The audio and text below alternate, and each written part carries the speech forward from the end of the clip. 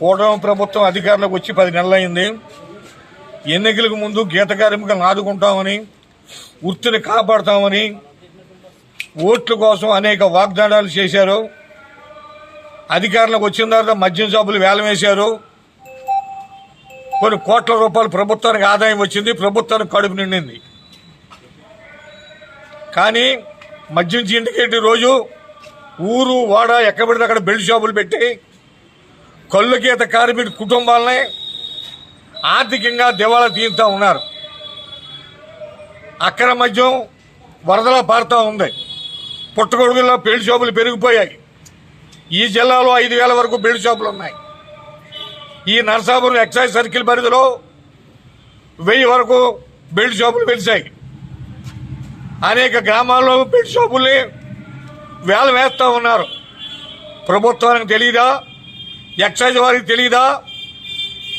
చూసి చూడనడిగా వ్యవహరిస్తున్నారా అని ఆంధ్రప్రదేశ్ కొలిగేత సంఘం ప్రశ్నిస్తూ ఉంది. తక్షణం అక్రమ మద్యం బెల్ట్ షాపులు తొలగించాలని చెప్పేసి డిమాండ్ చేస్తూ ఉన్నాం. అదేవిధంగా స్వచ్ఛమైన తాటికల్లో అమ్ముకోవడం కోసం వెసులుబాటు కల్పించాలి. గీత కార్మిక కుటుంబాలని అన్ని విధాలు ఆదుకోవాలి. తాడి చెట్ల పడి పిట్టల్లో పడి చనిపోతూ ఉంటే తెలంగాణ గవర్నమెంట్ 10 లక్షల రూపాయలు ఎక్స్రే చేస్తూ ఉంది.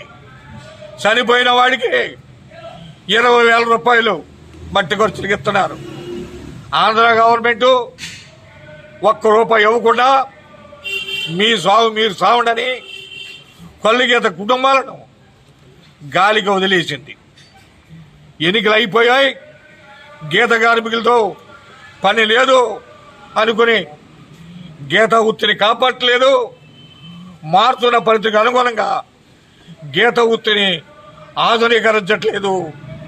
పోరాడు సాధించుకున్న టాడీ కార్పొరేషన్ కూడా ఈ రోజున ఈ ప్రభుత్వం మోతేసింది. తెలంగాణ గవర్నమెంట్ నేరా పరిశ్రమల్ని ప్రోత్సహించి అన్ని విధాలు ఆదుకుంటూ ఉంది. మన బడ్జెట్లో 25 కోట్ల రూపాయలు నేరా పరిశ్రమ కేటాయించారు. ఈ ప్రభుత్వం సమీక్షలు చేస్తూ ఉంది. ఆలోచించడం, చూస్తున్నాం, పర్యటన చేస్తున్నామని కాలం గడుపు రావడమే తప్ప సేదన అయిపోతున్న గీత కార్మికులు ఏ విధంగానూ ఆదుకోవడం లేదు. 15వ తారీఖున రాష్ట్ర వ్యాప్తంగా అన్ని జిల్లా కలెక్టరేట్ల దగ్గర ఆందోళన చేపడతాం. తర్వాత 20వ తారీఖున రాష్ట్ర వ్యాప్తంగా ఎక్సైజ్ మంత్రి, ఎక్సైజ్ కమిషనర్ కలిసి పెద్ద ఎత్తున ఆందోళన చేయాలని చెప్పేసి ఆంధ్రప్రదేశ్ కొలిగీత సంఘం నిర్ణయించింది. అందువల్ల తక్షణం బెల్ట్ షాపులు ముగించాలని ఈ సందర్భంగా డిమాండ్ చేస్తూ ఉన్నాం. జుత్తిగా నరసింహమూర్తి, ఆంధ్రప్రదేశ్ కొలిగీత సంఘం రాష్ట్ర ప్రధాన కార్యదర్శి. ఆంధ్రప్రదేశ్ కలిగీత కార్మిక సంఘం ఉపాధ్యక్షులు బొక్కా చంటి. ఇవాళ కూటమి ప్రభుత్వం వచ్చి 10 నెలలు దాటుతూ ఉంది. కలిగీత కార్మికుల్ని ఉపాధి చూపించే విధంగా కానీ, వాళ్ళకి ఆర్థిక సహాయం కానీ ఎటువంటిది చేయకుండా గాలికి వదిలేశారు. లక్షలాది మంది కలిగీత వృత్తి మీద ఆధారపడి ఉన్నారండి ఈ రోజుని రాష్ట్రంలో.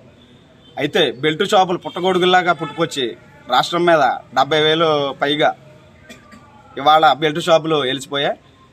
పైగా మా నాయకులు వెళ్ళి మేము అడిగితే మీకు సంబంధం ఉందేంటి అని చెప్పేసానని దాడులు కూడా చేస్తూ ఉన్నారు మా మీద. అమృత వైన్స్ అని చెప్పి సీతారాంపురాన్ని వాళ్ళు టైంని మించి పరిమితి ఉన్న టైం కాకుండా 10 గంటలు కాకుండా 12 గంటల వరకు అమ్ముతుంటే అటు వెళ్తా నేను అడిగితే నా మీద కూడా దాడులు చేశారు. నా సెల్ల లాక్కుని దాడి చేశారు నా మీద. దాన్ని కూడా ఎక్సైజ్ ప్రభుత్వం మరి కళ్ళు మూసుకుని ఎందుకు ఊగుపడుతున్నారు అన్నది మాకు పూర్తిగా అర్థం కావట్లేదు. అదేవిధంగా తక్షణమే బెల్ట్ షాపులు రద్దు చేయకపోతే కనుక వచ్చే నెల 15 కల్లా మేము రాష్ట్ర వ్యాప్తంగా ధర్నా పెట్టి సీఎం గారి దృష్టికి తీసుకెళ్దామని చెప్పేసి అని ఆలోచనలో ఉన్నాం. ఎక్సైజ్ మినిస్టర్ గారి దగ్గరికి కూడా వెళ్ళి మేము పర్మిషన్ తీసుకుని ఇవన్నీ కూడా రద్దు చేయకపోతే మేము తక్షణమే హెచ్చరిస్తూ ఉన్నాం. దీన్ని పరిగణలోకి తీసుకుని ఇప్పటికైనా కలిగీత కార్మికులకి ఉపాధి కలిగేలాగా, ఉపాధిని పెంచే విధంగా చేయాలని చెప్పేసి అని ఆంధ్రప్రదేశ్ కలిగీత కార్మిక సంఘం కోరుకుంటా ఉంది.